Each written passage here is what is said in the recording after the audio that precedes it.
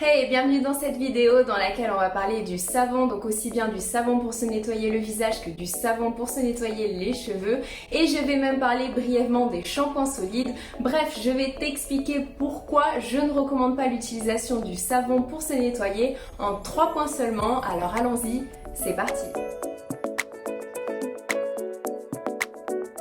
Alors le premier problème du savon, c'est qu'il n'est tout simplement pas bon pour la peau. En fait, le savon, c'est un produit qui a un pH alcalin, c'est-à-dire un pH basique qui est aux alentours de 10. Le problème, c'est que le manteau hydrolipidique de la peau, il a lui un pH acide qui est plus aux alentours des 5,5. Du coup, l'utilisation d'un savon va complètement chambouler le pH naturel de ta peau et du coup, ta peau, elle sera sujette à la sécheresse ainsi qu'aux infections. Voilà la première raison pour laquelle je n'utilise pas de savon. Mais là, tu pourrais me dire, mais oui, mais les tensioactifs détergents que l'on trouve dans les gels douche et dans les shampoings, ils sont aussi connus pour être irritants pour la peau. Eh bien oui, tu n'as pas tout à fait tort. En fait, tout composé qui est capable de solubiliser une huile, eh bien il peut interagir avec les lipides qui sont présents naturellement sur ta peau. Le truc, c'est que les tensioactifs détergents que l'on retrouve dans les gels douche et dans les shampoings, ils sont à un pH entre 5 et 7. Du coup, ils sont beaucoup moins agressifs pour la peau que les savons. Et ça, c'est pas moi qui le dis, ce sont des études qui ont été faites sur le sujet. Donc les personnes qui ne souhaitent pas utiliser de tensioactifs irritants pour la peau, et je pense notamment aux sulfates, mais qui vont utiliser des savons pour se nettoyer, elle est où la logique dans tout ça? Et ce point, il est également valable pour les savons shampoings, car de même, votre cuir chevelu, il a un pH qui est assez similaire au pH de votre peau, c'est-à-dire un pH aux alentours des 5,5. Donc l'utilisation d'un savon shampoing pour se nettoyer les cheveux, c'est pas vraiment une bonne idée vu que votre cuir chevelu, il sera beaucoup plus sensible aux infections. En plus, l'utilisation d'un produit à un pH alcalin pour vos cheveux, ça risque de les emmêler, de les abîmer et de les dessécher. Deuxièmement, si tu habites dans un endroit où l'eau est plutôt calcaire, donc ce n'est pas forcément ton cas, mais je préfère quand même le préciser, eh bien sache que la capacité de nettoyage d'un savon est fortement réduite avec une eau calcaire. Alors en fait, qu'est-ce qui se passe? Eh bien, une eau calcaire, c'est une eau qui présente une forte concentration en ions calcium et en ions magnésium.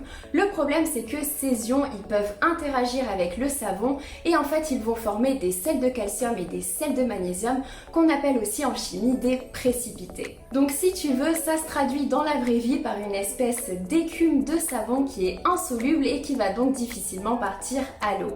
Donc si tu as de l'eau calcaire, ce n'est peut-être pas une bonne idée de se laver avec du savon. Et le troisième point qui est là beaucoup plus valable pour les savons shampoings, c'est qu'ils ne présentent pas d'agents conditionneurs. Alors qu'est-ce qu'on appelle des agents conditionneurs? Eh bien ce sont des ingrédients qui ont des propriétés filmogènes, des propriétés qui leur permettent de se fixer à tes cheveux, ce qui va faciliter le démêlage, mais ce qui va permettre de les protéger des dommages et de limiter les casses. Donc maintenant que je t'ai dit pourquoi je ne recommandais pas l'utilisation de savon shampoing, qu'en est-il des shampoings solides?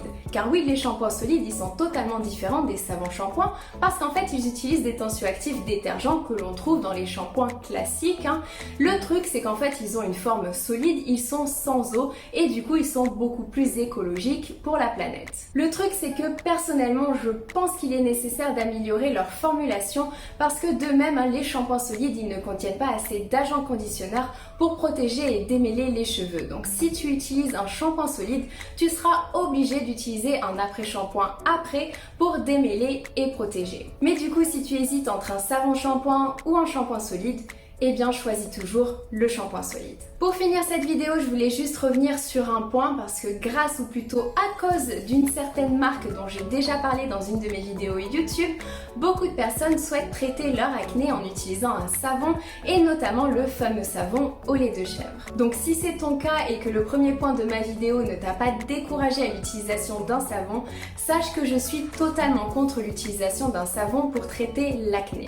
Car en fait, comme je te l'ai dit, il va assécher ta peau. Alors oui, ça va éliminer l'excès de sébum et ça va diminuer les imperfections. Et là tu me dis, bah oui, mais alors il est où le problème? C'est ce que je veux? Eh bien non, car quand on a de l'acné, tout ce qu'il ne faut pas faire, c'est assécher la peau. Car pour se venger, elle va produire encore plus de sébum et tu auras encore plus de boutons qu'avant. Alors le truc, c'est que tant que tu utilises ce savon, tout ira bien. Mais le jour où tu vas arrêter de l'utiliser, ça sera 10 fois pire qu'avant. Tu auras beaucoup plus de boutons parce que ta peau elle va se venger et elle va produire du sébum en continu. C'est d'ailleurs pour ça que certaines personnes utilisent des huiles pour traiter leur acné, mais ça on en reparlera peut-être dans une prochaine vidéo. Voilà, cette vidéo est finie, donc si elle t'a plu, n'hésite pas à mettre un j'aime et à t'abonner à ma chaîne si c'est pas encore le cas. Je te fais de gros bisous, je te souhaite une bonne journée, ciao.